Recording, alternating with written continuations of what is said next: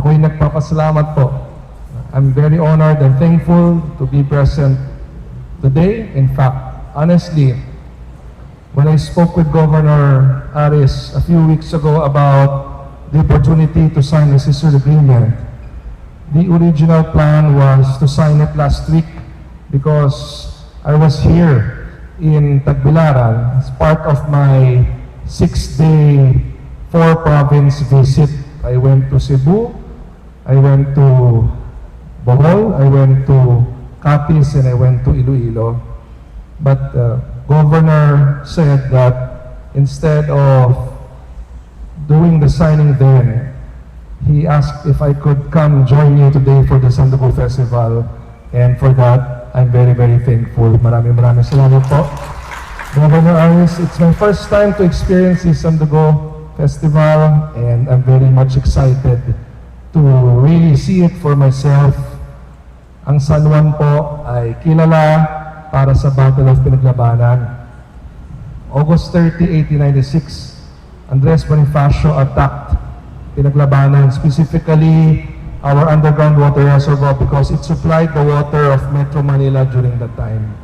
He believed that if he would be able to get the water supply of the Spaniards, they would win the revolution. But they lost. In fact, a lot of Katipuneros died in the Battle of Pinaglabanan. But it eventually became a catalyst for bigger battles, which led to Philippine independence. In the same manner, the whole province has a huge historical significance because of the blood compact that happened in 1565 between Dato Sikatuna and Miguel Lopez de Legazpi. So that is something we share in common, our historical significance. Ano man ang pagdaanan ng ating mga lungsod at lalawigan, meron tayong kahalagahan pagdating sa kasaysayan ng ating bansa. That is why I'm happy to be here, because one, we share this common vision of continuing our being significant in Philippine history. Next, we would like to learn, San Juan would like to learn the best practices of the whole province.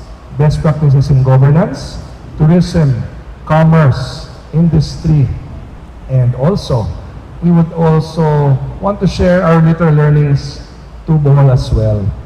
And one major opportunity I see, Governor Arias and to all our provincial officials, if it is okay with you, we can help sell your products in Green Hill Shopping Center in San Juan City.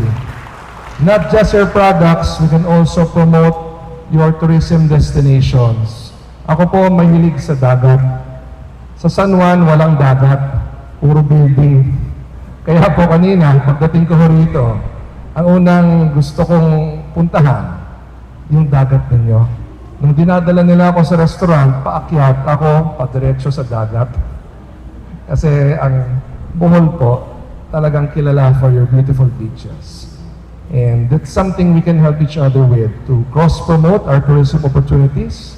We would love to see you visit San Juan, and I would love to come back more often here in Bohol Province, because that is a real opportunity that we can maximize. We also want to offer an opportunity to have a producer-to-consumer program wherein we can sell your products in City Hall as well. Timing natin na sweldo para mas may buying power yung mga tao. So yun po yung mga pwede natin gawin together. And aside from that, there are countless opportunities that we can maximize. But if there's something I'm thankful for, it is today, because it is a start of a long-lasting friendship and sisterhood that our people can benefit from. And please remember, ang magkakapatid, nagtutulungan. Ang magkakapatid, nagmamahalan. Kaya pagdating ng panahon, alam ko po, meron tayong kapatid mula sa Bohol na nagmamahal sa San Juan, at alam po ng San Juan na merong kaming kapatid mula sa Bohol na nagmamahal sa aming lungsod. So hopefully, we can see each other soon. After this program, hindi lang po tayo dito matatapos.